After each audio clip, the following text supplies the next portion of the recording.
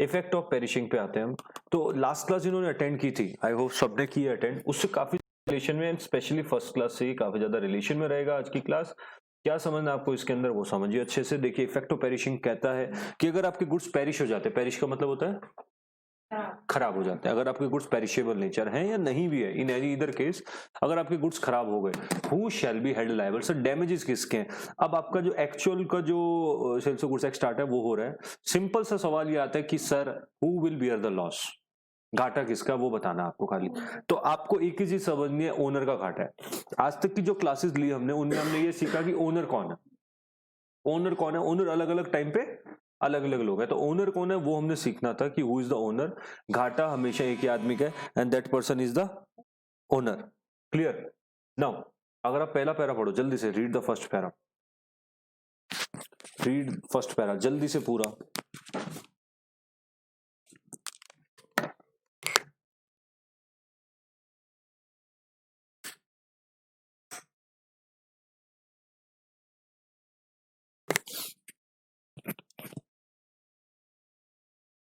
First para कहता है goods perishing before making the contract. Sir obviously किसका घाटा है?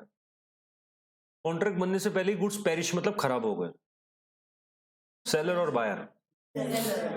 Where the contract of the sales of specific goods, where the contract of the sales of specific goods or goods without the knowledge or goods without the knowledge of the seller have at the time of the making of the contract perished, मतलब seller की knowledge होती तो seller का loss है, seller की knowledge नहीं है तो मतलब he is a innocent party, उसकी भी कोई गलती नहीं है इस केस के अंदर। Then perished or become so damaged no longer serve to their description in the contract is void। Contract void है, हमें उससे कोई फर्क नहीं पड़ता whether contract is void or not, हमें मैटर नहीं करता। हमारा सवाल क्या है कि सर घाटा किसका है? ऑब्वियसली कॉन्ट्रैक्ट void है, पैसे किसने भरे हुए हैं उसके पहले? सेलर ने, तो सेलर का ही लॉस है, आप बाहर से क्लेम। बहुत ही सिंपल सा कॉमन सेंस से बात है ये। This is based on the rule that the mutual mistake of essential contract makes the contract void। Contract की म्यूचुअल मिस्टेक कॉन्ट्रैक्ट को क्या बना देती है? void बना देती है। If the seller was aware of destruction, अगर सेलर को पता है कि गलती कहां है, सेलर को डिस्ट्रक्शन के बारे में पता है कि गुड्स खराब है, तब भी वो बायर को बेचता है, चीटिंग कर रहा है, चीट कर रहा है, तो किसकी लायबिलिटी होनी चाहिए? सेलर की लायबिलिटी। एक तो गुड्स की तो है ही है, क्या सेलर बायर अपना पैसा वापस ले सकता है?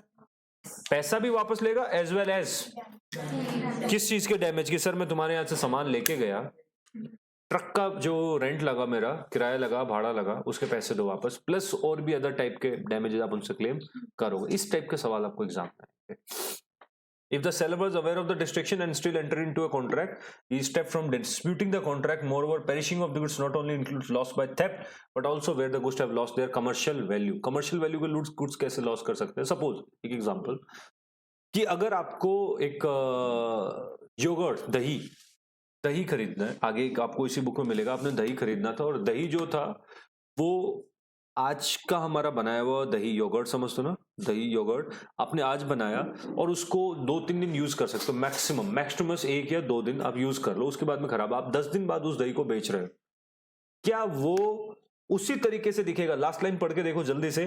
If the seller was aware of destruction, he shall be liable, he stopped from disputing the contract. Moreover, perishing of the goods, underline, moreover, perishing of the goods not only include lost by the theft, खाली theft से नहीं, but और कौन सा? Commercial value. क्या वो दही अपनी कमर्शियल वैल्यू खो चुका है तो वो दही अभी भी, अब उसको ये नहीं कहोगे दही का कुछ और फॉर्म बन गया है, तो वो अभी भी दही, but that is lost their commercial value, वो बिकने के लायक अब नहीं है, वो भी पेरिशिंग में कवर होगा। एग्जाम्पल सारे लिखते रहिएगा साथ साथ।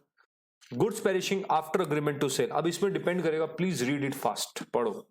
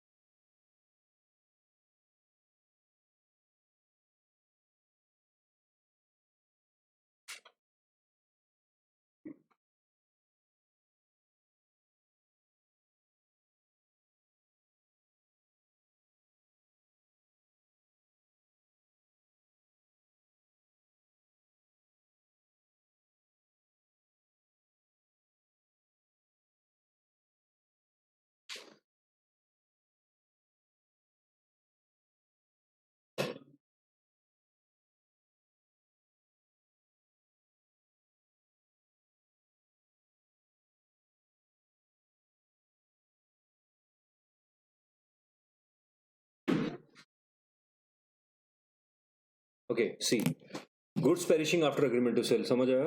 Goods perishing after agreement to where there is agreement to sell of specific goods. Last class में मैंने बताया था स्पेसिफिक गुड्स क्या होता है, किस किस को नहीं पता, थोड़ी सी दिक्कत रहेगी आपको। स्पेसिफिक गुड्स को होते हैं, जैसे आपने बोल दिया ना कि मुझे सर ये वाली शर्ट चाहिए, अगर आपने शॉप में जाके बोला मुझे ये वाली चाहिए, तो ये वाली अगर आपने बोल दिया तो ये क्या हो गया, स्पेसिफाई कर दिया आपने, तो ये स्पेसिफिक गुड्स हो गया, ठीक है। So goods perishing where the agreement to sell is a specific good, subsequently goods without the fault of any party perish or are damaged has no longer served to their description, मतलब किसी भी तरीके से वो खराब हो गए। आपने कहा मुझे ये गुड्स चाहिए और ये खराब हो गए, किसी भी पार्टी की गलती नहीं है इसमें। इज इट पॉसिबल कि खराब हो जाए किसी भी पार्टी की गलती के बिना? अगर वो खराब हो गए before the risk passes to the buyer, the agreement is thereby avoided. Obviously दोनों पार्टी की गलती नहीं है। Mutual mistake to contract makes the contract void, लिख लेना, mutual mistake to contract makes the contract void. मतलब क्या हुआ इसका कि अगर दोनों पार्टी की ही गलती है तो कॉन्ट्रैक्ट हमेशा क्या रहेगा आपका, वॉइड। वॉइड का मतलब होता है शुरुआत से गलत।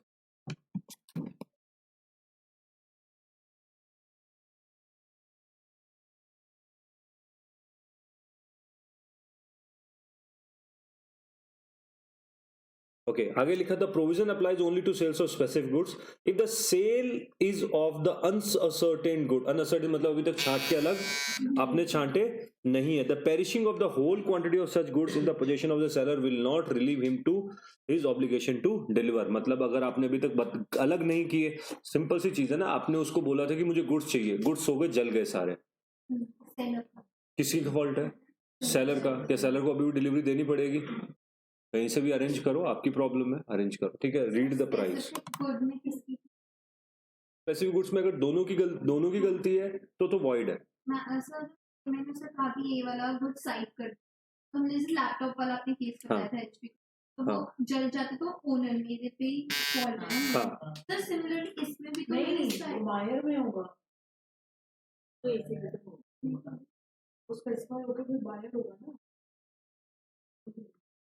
सर अगर सपोज मैं गई तो मैंने स्पेसिफाई कर दिया कि इस गुड को आप साइड कर देना, सर अब वो पेरिश या कुछ भी हो गया तो मतलब तो भी तो ओनर की फॉल्ट है ना, मतलब ओनर ही लॉस बियर करेगा फिर उसके। आपने कहा ना कि गलती किसकी थी वो देखना था, गलती किसकी गलती की वजह से हुआ है वो, किसी की भी गलती से ऊपर ओनरशिप तो आ गई ना, तो ओनर ही बियर करेगा। अभी तक तो वो नहीं है ना। आपने क्या कहा उसमें, क्या बोला, स्पेसिफिक गुड्स है। देखो ध्यान से देखो, where the contract of specific goods without the knowledge of the seller have destroyed. Specific goods तो है, मैंने आपको फोन करके बताया कि मुझे रेडियो नंबर 350 चाहिए एक सेट, आपने कहा स्पेसिफाई कर दिया है ना, और वो रेडियो खराब हो गया, गलती किसकी है? बायर की है। समझ आए? स्पेसिफिक एक तरीके से तो नहीं हो सकता ना। एक तो स्पेसिफिक होता है मैंने बोल दिया मुझे तो ये चाहिए, ये पैसे पकड़ो और इसको साइड में रख दो, मैं 5 मिनट में आ रहा हूं। एक तो वो स्पेसिफिक है, इसमें मेरी गलती है क्योंकि मैं बायर बन चुका हूं। ओनर कौन है अभी? मैं। एक दूसरा क्या है, असर्टेन हो गया। हाँ, स्पेसिफिक और असर्टेन कर दिया आपने, उसको अलग ही करवा दिया और बायर को उसका नोटिस है और ओनरशिप ट्रांसफर हो चुकी है। यहां पर ओनरशिप ट्रांसफर नहीं हुई है अभी तक। Clear? Read the price.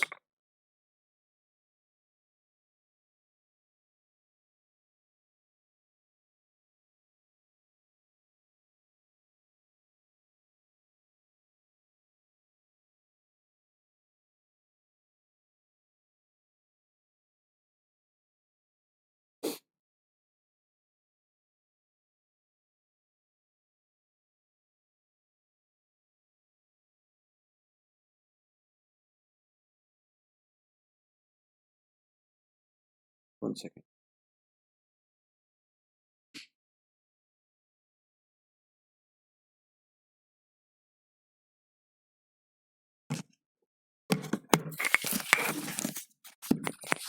Okay next, price के बारे में क्या कह रहे हैं? Price is basically no sale can takes place without the price. Price कौन डिसाइड करता है? प्राइस पार्टीज आपस में मिलकर डिसाइड करती है। इस पे एक बार एक छोटा सा क्वेश्चन आया था, एक ही बार क्वेश्चन आया हुआ है, उसमें ये बोला गया था कि sir in case if the parties do not decide the price, अगर पार्टीज आपस में प्राइस को डिसाइड ना करे तो who will decide the price? अगर पार्टीज आपस में प्राइस को डिसाइड ना कर पाए तो प्राइस को कौन डिसाइड करता है? तो प्राइस को डिसाइड करने के 3 तरीके बताए गए। प्राइस को डिसाइड करने के लिए कितने तरीके बताए गए? 3 तरीके, जिसमें से एक एडिशन किया गवर्नमेंट ने, उन्होंने कहा 4 तरीके होंगे, 3 तो आपके हैं और एक एक्स्ट्रा आया, ठीक है। प्राइस का डिसाइड करने का तरीका क्या है? सबसे पहला तरीका है कि पार्टीज आपस में डिसाइड करना। फर्स्ट वे इज पार्टी आपस में, जैसे आपने कहा कितने रुपए का माल है, मैंने कहा 10,000 का, तो ये क्या हो गया, पार्टीज ने आपस में डिसाइड कर लिया। दूसरा तरीका प्राइस डिसाइड करने का है कि may be left to determine the course of dealing. कई बार ऐसा होता है जब आप डीलिंग करते हो, when you deal with any person, जब भी आप डीलिंग करते हो तो रेगुलर डीलिंग वाले आदमी से आप प्राइस पूछते नहीं हो, आप सीधा उसको बोलते हो कि ठीक है माल भेज दे, 10 पेटी भेज दे, 20 पेटी भेज दे, आप उससे माल पूछते नहीं हो। क्योंकि सर जो आप उससे 2 साल से ले रहे हो और एक ही रेट पे ले रहे हो, और आज उसको ये अलग से थोड़ी बोलना है, अच्छा आज बता क्या रेट लगाएगा, रोज ये थोड़ी पूछोगे, रोज एक ही चीज आ रही है। आप जो आदमी ब्रेड, छोटा सा एग्जांपल ब्रेड देता हूं, ब्रेड हमें पता है कि सपोज 22 रुपए का आता है एक बड़ा पैकेट ब्रेड का, मुझे आइडिया एग्जैक्ट नहीं पता, बट सपोज 22 रुपए का आता है। अगर 22 रुपए का आता है तो जो ब्रेड की शॉप चलाता है, क्या वो रोज जो ब्रेड डिलीवरी करने वाले होता है उसको पूछेगा आज क्या प्राइस है? Isn't it the nonsense? ये कोर्स ऑफ डीलिंग नहीं हो गया उसका, है ना? तो पहला क्या, मे बी आप अपना एग्रीमेंट के टाइम पे, कॉन्ट्रैक्ट के टाइम पे डिसाइड करो, पहला। दूसरा, may be left to the course of dealing. Course of dealing मैंने आपको बता दिया कि जिस तरीके से आप डील कर रहे हो, किस तरीके से कर रहे हो आप, क्या रोज पूछते हो, नहीं पूछते हो, पुराना ही प्राइस चल रहा है। इस केस में अगर प्राइस चेंज होता है तो सेलर को बताना चाहिए कि भाई आज प्राइस बदल गया है, रोज रोज पूछने की, क्योंकि अपडेशन आई है ना, उसको बताना चाहिए कायदे से। तीसरा तरीका प्राइस का, may be left to fixed by some way stipulate in the contract. एक ऐसा भी हो सकता है ना, कई बार किसी को पता है कैश डिस्काउंट क्या होता है, अकाउंट्स में एक टर्म होती थी कैश डिस्काउंट, एक ट्रेड डिस्काउंट। कैश डिस्काउंट पता है किसी को क्या होता है? अगर 10 दिन के अंदर अंदर तुमने पैसा दे दिया तो मैं तुम्हें 10% का डिस्काउंट दूंगा, इमीडिएटली ज्यादा पैसा जल्दी आने के लिए। समझ आया? नहीं भी पता तो मैं बताता हूं, कैश डिस्काउंट होता है, मुझे आपसे 1 लाख रुपया लेना है, इफ यू पे मी 1 time I will charge 95,000, if you पे मी इन 2 times I will charge 1 lakh, if you पे मी इन 3 time I will charge 1,05,000। Condition है हमारे पास, लेना 1 ही लाख है, 1 टाइम में 2, 95 ले लूंगा, 5,000 का डिस्काउंट, 2 बार दे दूंगा 1 लाख दे देना, 50-50 की 2, और अगर 3 बार में दोगे तो मैं आपसे 5,000 रुपए एक्स्ट्रा एक इंस्टॉलमेंट का और लूंगा। Is that clear? है समझ, है ना? तो ये क्या है, आपकी पेमेंट क्या, किसी स्टिपुलेशन का मतलब होता है किसी एसेंशियल, स्टिपुलेशन मतलब इंपॉर्टेंट कंडीशन। तो आपने थर्ड पॉइंट देखो क्या लिखा, may be left to be fixed in some way stipulated in the contract. मतलब कॉन्ट्रैक्ट में अगर आपने कोई टर्म लिख दी है और तो उस टर्म के हिसाब से वो चलेगा। ठीक है, ठीक है। चौथा और last, may be fixed by the third party. ये एक बड़ा ही अलग है, ये भी मैं बताता हूं हमारी नॉर्मल लाइफ में क्या करते हैं। हम कहते हैं ना ठीक है एक काम कर, कई बार हम प्राइस में इतना फंस जाते हैं, हम कहते हैं कि जो वो कह देगा ना मैं वो मान लूंगा। कई बार हम करते ना कि चल आप, मैं किसी के रेफरेंस से आया आपके पास और आप मेरे को डायरेक्ट नहीं जानते, तो हम दोनों ही एक कॉमन आदमी है, तो हम क्या कहते हैं कि ठीक है जो ये कह देगा मैं वो दे दूंगा, जो भी ये कहेगा मैं वो दे दूंगा। जब डिस्प्यूट हो जाता है तो हम क्या कहते हैं, let it be decided by the third person. अगर ये कहेगा इतने देने तो मैं इतने दूंगा, may be left to third party. But ये तो हो गए 4 तरीके प्राइस डिसाइड करने के। कौन कौन से तरीके? आपस में कॉन्ट्रैक्ट, पहला कॉन्ट्रैक्ट, दूसरा कोर्स ऑफ डीलिंग, तीसरा स्टिपुलेटेड कंडीशन, और चौथा थर्ड पार्टी। बट सवाल ये आता है अगर थर्ड पार्टी डिसाइड ना करे तो आप माल यूज कर लिया आपने पूरा और थर्ड पार्टी कहती है हम तो मैं डिसाइड नहीं करूंगी, तो क्या करना पड़ेगा?